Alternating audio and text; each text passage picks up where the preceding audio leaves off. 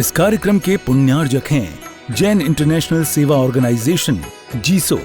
निःशुल्क Jain minority card प्राप्त करने के लिए 9059054563 व्हाट्सएप पर हाई सेंड करें और अपने नाम के साथ निःशुल्क जैन माइनॉरिटी कार्ड अभी प्राप्त करें। ऐतिहासिक नगरी थी कौशाम्बी, जहां कभी भगवान महावीर का विहरण हुआ था, जहां कभी महान सती चंदनबाला नीलाम हुई थी। कई सारी छोटी बड़ी घटनाओं का साक्षी रहा कौशाम्बी। कौशाम्बी दुष्काल की चपेट में आया।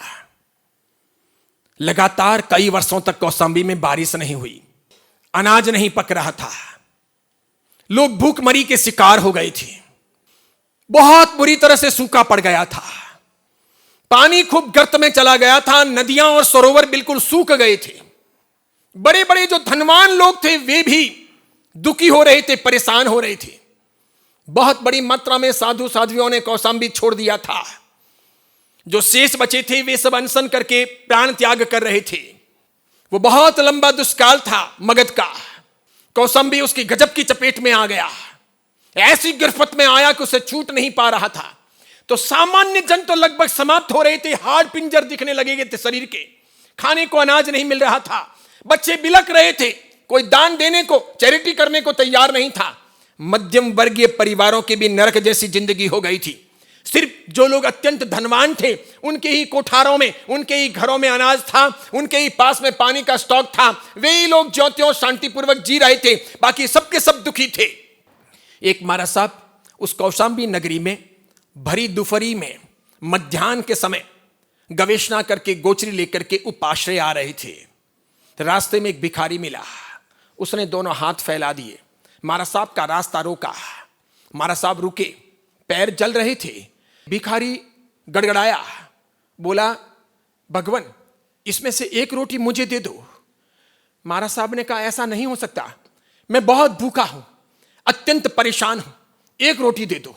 कई दिनों का भूखा हूं, मर जाऊंगा ऐसा लगता है, चक्कर आते हैं, खड़े होने की ताकत नहीं है, ज्योतियों दूर से आपको देखा तो खड़ा हुआ हूं, एक रोटी दे दो, सिर्फ एक मांग रहा हूं। आपको तो सेठ लोग बहुत वहराते हैं, आप तो आसानी से गोचरी लेकर के चले आते हो, मैं कितने दिन का भूखा हूं, बहुत दर्द में हूं, बहुत तकलीफ में हूं, मेहरबानी करो, एक रोटी दे दो। वो रो पड़ा। महाराज साहब के पास में आई हुई गोचरी में से रोटी देने का अधिकार नहीं था। महाराज साहब ने कहा, रुको, मैं मेरे बड़े गुरु महाराज को बुलाता हूं। उन्होंने बड़े गुरु महाराज को आवाज दी। बड़े गुरु महाराज उपाश्रय से बाहर आए। इस मुनीश्वर ने जो गोचरी लेकर के आए थे भिखारी की पूरी बात बताई। भिखारी बड़े महाराज को देख करके उनके चरणों में गिर पड़ा, पैर छोड़ने को तैयार नहीं। वो गिड़गिड़ाता गया और जोर जोर से रोता गया। उसे देखकर हर किसी को दया आ जाए। कितने दिनों का मेला, लंबे चौड़े बाल, पूरी तरह से उलझे हुए, गंदगी से भरा हुआ वो आदमी, बदबू आ रही। महाराज साहब के दोनों पैर पकड़ लिए, कहा, एक रोटी दे दो, सिर्फ एक दे दो, बहुत भूख लगी है, मेहरबानी करो, भगवान आपका भला करेगा, मैं मर रहा हूं, मेहरबानी करो, कोई नहीं मान रहा मेरा, कोई मुझ पर दया नहीं करता, आप एक रोटी दे दो। गीतार्थ महान जैन आचार्य भगवंत आगमों के परिप्रेक्ष्य में सोचते हैं क्या किया जा सकता है। द्रव्य दया और भाव दया दोनों जिंदी रखनी है, लेकिन इस प्रकार जिस श्रावकों ने हमें साधुओं की भक्ति के तौर पर आहार दिया है वो बाहर दिया नहीं जा सकता। अगर हम देते हैं तो भविष्य में साधु साध्वियों के लिए आहार दुर्लभ हो जाएगा। श्रावक ये समझेंगे कि महाराज साहब के बाप का क्या जाता है, फोगट का आता है, अपने घर से लेके जाते हैं और बाहर बांटते हैं। अच्छा, हमारे बच्चों को खाने को नहीं, हम अच्छा महाराज साहब को वहराते हैं और महाराज साहब बाहर बांट रहे हैं। महाराज साहब को यह अधिकार किसने दिया? इसलिए परमात्मा के शासन में साधु साध्वियों के लिए कुछ नियम निर्धारित हैं, श्रावक श्राविकाओं के लिए भी नियम निर्धारित है। महाराज साहब पशुपेश में पड़ गए, लेकिन गीतार्थ थे, तीर्थंकर के तुल्य होते हैं गीतार्थ आचार्य। तीर्थंकर की अनुपस्थिति में वे तीर्थंकर के तुल्य माने और कहे जाते हैं। उनके निर्णय काल जयी हो सकते हैं। वे द्रव्य क्षेत्र काल भाव के अनुसार कोई भी क्रांतिकारी कदम शासन के परिप्रेक्ष्य में शासन की रक्षा और दूरगामी परिणामों को देख करके ले सकते हैं। ऐसा शास्त्रों का उल्लेख होता है, लेकिन वो मतलब के लिए नहीं हो सकते, स्वार्थ के लिए नहीं हो सकते, अपने उल्लू सीधे करने के लिए नहीं होते, दुनिया को बेवकूफ बनाने के लिए नहीं हो सकते। कुछ अपने को चारित्र में खामी है और उसे छिपाना है, उसके लिए नहीं हो सकते, या अपना खुद का कोई रास्ता निकालना है, उसके लिए नहीं हो सकते, सोचना पड़ता है। कई सारे नियम हैं, जैसे रात को विहार करना हो, करना या नहीं करना यह आचार्य भगवंत के अधीन है, यह श्रावकों के अधीन नहीं है। सब चीजों के बहुत नियम हैं, कई प्रकार के नियम हैं, समझ के परे हैं, बहुत जोरदार। आचार्य भगवंत ने अपने दोनों हाथों से बड़े प्यार और लालित्य के साथ अत्यंत भावनाओं से भरकर उस भिखारी को उठाया, कहा वत्स रो मत, मैं तुम्हारी जिंदगी का इंतजाम करता हूं, अंदर उपाश्रय में आओ। सड़क पर यह बात नहीं हो सकती, यहां धूप भी बहुत ज्यादा है, तुम भी परेशान हो, साधु परेशान हो जाएंगे, मैं परेशान हो जाऊंगा, अंदर आओ, भीतर आओ, तुम बैठो। भिखारी को कभी कोई घर में आने नहीं देता, इसलिए भिखारी पहली दफा उपाश्रय की डगर चढ़ रहा था, घर देख रहा था। भिखारी तो रास्ते पर रहता था, भिक्षुक था, याचक था, सड़कों पर सोता था, जहां तहां जिंदगी बिताता था, न नहाता था, न धोता था, न ठीक से कपड़े पहनता था, उसके पास में न घर था, न मकान था, न परिवार था, कुछ नहीं था, अकेला था, राम भरोसे उसकी जिंदगी थी। आचार्य भगवंत ने उसका हाथ पकड़ा, उसे भीतर लाए, बिठाया, साधुओं से कहा जल्दी से मांडली की व्यवस्था करो, गोचरी के लिए जल्दी से व्यवस्था करो। और आचार्य भगवंत ने तत्काल 2 श्रावकों को बुलावा भेजा, गीतार्थ श्रावक, समझदार श्रावक, उजुल फुजुल करने वाले श्रावक नहीं, बात का बतंगड़ बनाने वाले श्रावक नहीं, कुछ भी समझने वाले और कुछ भी बोलने वाले श्रावक नहीं। इसलिए मैं कहता हूं जीवन के अंदर परिपक्वता होनी चाहिए, धीरता होनी चाहिए, पैसेंस होना चाहिए, समझदारी होनी चाहिए, ज्ञान का भाव होना चाहिए, जिन शासन नजरों के सामने होना चाहिए, इस प्रकार निर्णय लिए जाने चाहिए, सुंदर तरीके से सबका भला हो यह सोचा जाना चाहिए। आचार्य भगवंत ने 2 श्रावकों को बुलाया और उस भिखारी से बतियाना शुरू किया, बात शुरू की कि सुनो, तुम चाहो उतना तुम्हें खाना मिल सकता है, चाहो वैसा खाना मिल सकता है, आज नहीं सदा के लिए मिल सकता है। तुम्हें एक काम करना है, तुम्हें ये श्रावक पहले नहला लेते हैं, फिर तुम्हारे बाल निकाल देते हैं, हमारे जैसे कपड़े तुम्हें पहना दिए जाएंगे, तुमको हमारे साथ रहना है, जो विधि करनी है वो हम अपने आप तुम्हें करवाएंगे, तुम चिंता मत करो, तुम्हें खाना मिलेगा, तुम्हें पानी मिलेगा, तुम्हें सम्मान मिलेगा, तुम शांतिपूर्वक यहां रह सकोगे, आज नहीं कल भी तुम्हें मिलेगा, परसों भी मिलेगा, जब तक तुम जिंदे रहोगे तुम्हें रोज हम खिलाएंगे, तुम्हें कहीं मांगने की जरूरत नहीं। मजबूरी का मारा था, अत्यंत मात्रा में भूख की वेदना थी, पराकाष्ठा पर पहुंच गई थी, क्षुधा, असह्य वेदना हो रही थी। ऐसे समय में तो घास फूस मिले तो भी आदमी ले ले, प्राण जा रहे थे, बचना था उसे, इतनी अधिक समस्या थी। वो सब चीजों के लिए सहमत हो गया कि नहलाओ वो मंजूर, बाल कटाओ वो मंजूर, कपड़े पहनाओ वो मंजूर, सब मंजूर, मुझे खाने को दो। अंततः फटाफट 5 मिनट में श्रावकों ने उसे नहलाया, नाई ने बाल निकाले, महाराज साहब ने कपड़े पहनाए, अपने पास लेकर के आचार्य भगवंत बैठे। ये बैठे आचार्य भगवंत और पहली सीट पर, अपने बिल्कुल राइट हैंड में पहली सीट पर उस नूतन दीक्षित को बिठाया, उसे रजोरण हाथ में दिया, स्थापना जी के सामने महाराज साहब ने कर्मी भंते दिया और इस प्रकार उसकी द्रव्य दीक्षा संपन्न हुई। उसके मन में कोई भाव नहीं दीक्षा के, इसलिए भाव दीक्षा की संभावना ही नहीं थी, वैराग्य भी नहीं था, दुख गर्भित वैराग्य भी नहीं और ज्ञान गर्भित वैराग्य भी नहीं। ज्ञान से वो दीक्षा ले रहा है ऐसा भी नहीं था और दुखों से वो दीक्षा ले रहा है ऐसा भी नहीं था, वो तो सिर्फ भोजन चाहता था, दीक्षा विक्षा क्या होती है उसे मालूम ही नहीं था। बाकी सभी साधु भगवंत बिल्कुल गोलाई में पास में बैठ गए, जो वरिष्ठ हैं वो भी पास में बैठे। देखने काबिल बात थी, सभी महाराज साहब के आकाशने थे। एक टंक की आहार करना था, मध्याह्न की वेला लगभग गुजरने को थी, लेकिन कोई भी महाराज साहब आहार करने के लिए नहीं बैठे हैं। सभी लोग प्यार से उसे आहार करवा रहे हैं जो नया सदस्य थोड़ी क्षण पहले भिखारी था, अभी जिसने वेश परिवर्तन किया है, आए हैं, उनको सब आहार करवा रहे हैं। इस कार्यक्रम के पुण्यार्जक हैं जैन इंटरनेशनल सेवा ऑर्गेनाइजेशन जीसो। निःशुल्क जैन माइनॉरिटी कार्ड प्राप्त करने के लिए 9059054563 व्हाट्सएप पर हाय सेंड करें और अपने नाम के साथ निःशुल्क जैन माइनॉरिटी कार्ड अभी प्राप्त करें। हमने मिलजुल करके काम नहीं किया, कुछ लोगों ने काम किया लेकिन समग्र समाज ने उनको सपोर्ट नहीं दिया। बाकी 60 साल पहले, 50 साल पहले, 40 साल पहले, 30 साल पहले और उससे पहले 70, 80, 90 साल पहले भी अनूप मंडल के विरोध में कहीं छोटे मोटे काम होते रहे हैं। उन लोगों ने अपने अपने दायरे में रहकर बहुत मजबूती से अनूप मंडल को बिल्कुल नेस्त नाबूद करने के लिए काम किए हैं, उसकी हरकतों को रोकने के लिए, बंद करने के लिए कोशिशें की है। लेकिन उस वक्त समग्र राजस्थानी गुजराती समाज, जैन समाज इकट्ठा होकर के शायद काम नहीं किया, सबने मिलकर के काम नहीं किया, थोड़े लोगों ने किया, बाकी लोग तमाशा देखते रहे, या बाकी लोग अपने अपने घरों में अपने अपने कामों में सिमटे रहे, और इसीलिए जोरदार काम ना हो सका। उन लोगों ने जो किया उस पर पानी फिर गया।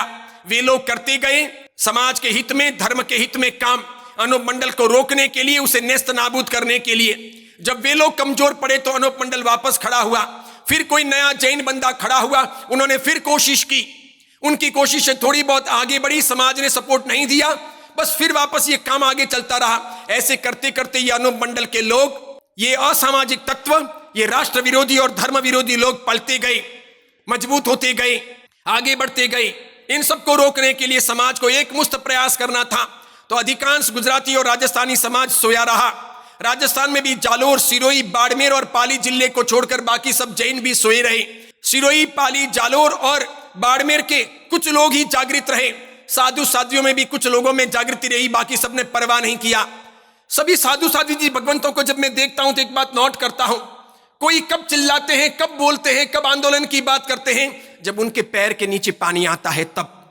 जब उनके साथ में अनूप मंडल के लोग या पालिताना के लोग या गिरनार के लोग या बिहार में अन्य कोई लोग या अन्य कोई असामाजिक तत्व बदतमीजी करते हैं, बदसलूकी करते हैं, तब वे मारा साहब आंदोलन की बात करते हैं, चिल्लाते हैं, चीखते हैं, पत्राचार करते हैं, बोलते हैं, सभाएं करते हैं। लेकिन उसके बाद में जब कभी समाज की रक्षा के लिए काम हो, धर्म की रक्षा के लिए काम हो, जिंद शासन के संरक्षण के लिए काम हो, तो वे नहीं बोलते। ऐसा करने से क्या होगा, पूरा समाज बट गया।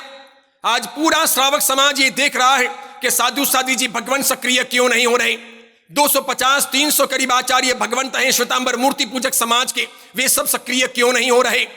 कुछ ही आचार्य भगवंत या कुछ ही साधु सक्रिय क्यों हो रहे हैं। जब सब साधु भगवंतों ने आचार्य पद लिया है, इतनी बड़ी बड़ी कस्में खाई हैं, समाज के सामने धर्म की और समाज की रक्षा के लिए संकल्प लिए हैं, इतना बड़ा पद लिया है, तो फिर इस पद के प्रति न्याय कब करेंगे। जब हमारी समितियां बनी हैं, बड़ी बड़ी समितियों के अंदर श्रावक लोग भी बड़े बड़े ओहदों पर बैठे हैं, कोई ये समिति कोई वो समिति, सब बड़े बड़े लोग हैं, ये मंच पर दिखाई देते हैं, ये मालाएं पहनने के समय में दिखाई देते हैं, ये अन्य अन्य बाबतों में जहां नाम छपवाना हो वहां दिखाई देते हैं। अभी सभी मिलकर के एक साथ बाहर क्यों नहीं आते, वे सभी लोग FIR क्यों नहीं करवाते। अनूप मंडल गलत हैं, इसकी हरकतें गलत हैं, ये जिन शासन के विरोध में है, ये जिन शासन मुर्दाबाद बोल रहा है, और जैन समाज को, जैन धर्म को इसने ग्रंथों में हजारों गालियां दी हैं, तो हम क्यों सुन रहे हैं, क्यों सह रहे हैं, क्यों चुप रह रहे हैं, क्यों बाहर नहीं आते। या तो हमारी निष्ठा में खामी है, या फिर हम दोगले हैं, बाहर कुछ दिखाते हैं और अंदर कुछ दिखाते हैं।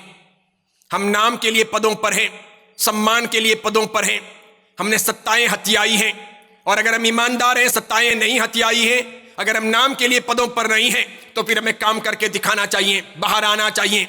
सो सोनार की नेक लुहार की करनी चाहिए, दूध का दूध और पानी का पानी होना चाहिए। कितने सारे अलग अलग धर्म संघ हैं भारत भर में, कोई होंगे 40-50 हजार धर्म संघ, इन सबके इतने सारे ट्रस्टी हैं, कोई 5 वर्षों से ट्रस्टी हैं, कोई 10 वर्षों से ट्रस्टी हैं, कोई 15 वर्षों से ट्रस्टी हैं, सबकी अपनी अपनी पहचानें भी हैं। कोई अजैनों को पहचानते हैं, सरकारी बाबुओं को पहचानते हैं, नेताओं को पहचानते हैं, कई लोगों की पुलिस में पहचान है, कई लोग वकील हैं, इंजीनियर हैं, बैरिस्टर हैं, बड़े बड़े पदों पर बैठे हैं लोग, और ये सब धर्म संघों के अंदर ट्रस्टी हैं। तो इतने सारे धर्म संघ हैं और इतने सारे ट्रस्टी हैं, इतने बड़े ओहदों पर लोग बैठे हैं, इतना उनका अनुभव है। वर्षों तक आपने जब जिन शासन के समाज के मंदिरों को, उपाश्रयों को, धर्मशालाओं को, भोजनशालाओं को, तीर्थों को और आमिलशालाओं को चलाया है, तो अभी आप क्या कर रहे हैं। धर्म रक्षा के लिए आपके पास में कौन सी पक्की तौर पर योजना है, धर्म रक्षा और समाज रक्षा के लिए आप क्या कर रहे हैं, उसको कितनी प्रायोरिटी दे रहे हैं, प्राथमिकता दे रहे हैं। कीजिए मीटिंग और सोचिए, विचार विमर्श कीजिए। छोटे से ज्ञापन देने से काम नहीं होगा, मात्र एक पत्र अपने घर में बैठे बैठे या ऑफिस में बैठे बैठे हम राष्ट्रपति को, प्रधानमंत्री को, मुख्यमंत्री को या पुलिस को लिख दे, इतने मात्र से काम नहीं होगा। अगर मात्र इस प्रकार पत्र लिखने से धर्म की और समाज की रक्षा हो जाती तो कोई व्यक्ति बाहर नहीं निकलते, कोई नहीं मरते। सिख धर्म के धर्म गुरु गुरु नानक जी ने सिख धर्म की स्थापना की। सिख धर्म की स्थापना के पीछे उनका हेतु था हिंदू और मुस्लिम के बीच की कड़ी खड़ी करूं, ताकि हिंदू और मुस्लिम के बीच में प्रेम भाव हो, सद्भावना हो, आपस की इनकी लड़ाइयां मिट जाएं, एक दूसरे के प्रति दुर्भाव न रखें। इसलिए कुछ हिंदुओं का, कुछ मुसलमानों का, दोनों का परंपरा का आधार लेकर उन्होंने सिख धर्म का स्थापन किया। लेकिन थोड़े समय के बाद में ही गुरु गोविंद सिंह जी को पता चल गया कि ये मुसलमान यूं मानेंगे नहीं, ये समझेंगे नहीं, ये आक्रमण करना चाहते हैं, ये हिंदुत्व को मिटाना चाहते हैं, ये सबको लूटना चाहते हैं, ये हिंदुस्तान को कमजोर और गुलाम बनाना चाहते हैं। अंततः गुरु गोविंद सिंह जी को तलवार लेकर बाहर निकल जाना पड़ा, आर पार की लड़ाई लड़नी पड़ी। सुन करके आश्चर्य करोगे, हम तो घंटा 2 घंटा 4 घंटा भी देना नहीं चाहते, कोई FIR लिखाना नहीं चाहते, बाहर आकर के कोई आंदोलन करना नहीं चाहते, 1-2 लाख रुपए धर्म रक्षा के लिए, समाज रक्षा के लिए अपनी ओर से देना नहीं चाहते। देते हैं तो सबसे पहले माला की, तख्ती की या फिर कोई बैनर की चिंता करते हैं, नाम सम्मान की चिंता करते हैं। और वहां गुरु गोविंद सिंह जी ने अपने 4 शहजादे बलिदान में लगा दिए। वो दूसरों के नहीं थे, खुद के पैदा किए हुए थे। 2 बड़े बेटे, पहले और दूसरे, वो दोनों युद्ध के मैदान में लड़ते लड़ते मारे गए। उन्होंने ये नहीं सोचा कि जाओ सैनिकों तुम लड़ाई लड़ो, मेरे बेटे नहीं आएंगे, हम तो राजमहल में बैठेंगे, हम शासन करेंगे, तुम लड़ो। नहीं, उन्होंने सेनापति बनकर तलवार उठाकर उन शहजादों ने लड़ाई लड़ी। उन्होंने सैनिकों को, धर्म को, हिंदुस्तान को बचाने का प्रयास किया, गुलाम होने से रोकने की कोशिश की। जब तक वे जिंदे रहे उन्होंने ये किया, जब वे कट गए उसके बाद की बात नियति जाने। और दूसरे 2 शहजादे, उनको औरंगजेब के नवाब ने गिरफ्तार किया, कहा इस्लाम स्वीकार कर लो, शहजादी से शादी करवा दूंगा, आधा हिंदुस्तान का राजपाट दे दूंगा, बहुत बड़ी शोहरत मिल रही है, सोच लो। तो भी नन्हे नन्हे मासूम जो बालक जैसे थे, दोनों शहजादों ने इनकार कर दिया। उस कहने वाले आदमी के मुंह पर थूक दिया, दोनों को जिंदा चुनवा दिया गया दीवार में। दोनों ने मरना कबूल किया, लेकिन धर्म परिवर्तन कबूल नहीं किया, शहजादी से शादी कबूल नहीं की। हिंदुस्तान का ऐसा राज्य नहीं चाहिए, गुलाम नहीं बनना है, तुम्हारे अधीन हम नहीं रह सकते। जिंदे रहेंगे तो हिंदुस्तानी बन करके रहेंगे, और मरेंगे तो हिंदुस्तान के नाम पर, सिख धर्म के नाम पर मर जाएंगे। वे मर गए। 4 शहजादों की इस प्रकार ये अमर बलिदानी कहानी है। वे धर्म के लिए मरे, समाज के लिए मरे, देश के लिए मरे। हम थोड़ा भी बलिदान देना नहीं चाहते, समुदाय से बाहर निकलना नहीं चाहते, पूरे दिन अपने समुदाय की चिंता करते हैं, अपने पंथ की चिंता करते हैं, अपने वर्ग की चिंता करते हैं, अपने शिष्य प्रशिष्यों की, अपने साधु साध्वियों की चिंता करते हैं, लेकिन धर्म की और समाज की चिंता कब करेंगे? अपने गुरु के हम गुण गाते हैं, जिन शासन के गुण गाने का ये समय है, जिन शासन को बचाने का समय है। खाली बोलने से जिन शासन देव की जय हो, इस प्रकार जय नहीं हो जाएगी। गुरु जी हमारो अंतर्नाद, हमने आपको आशीर्वाद, इस प्रकार आशीर्वाद नहीं मिल जाएंगे। इस कार्यक्रम के पुण्यार्जक हैं जैन इंटरनेशनल सेवा ऑर्गेनाइजेशन जीसो। निःशुल्क जैन माइनॉरिटी कार्ड प्राप्त करने के लिए 9059054563 व्हाट्सएप पर हाय सेंड करें और अपने नाम के साथ निःशुल्क जैन माइनॉरिटी कार्ड अभी प्राप्त करें।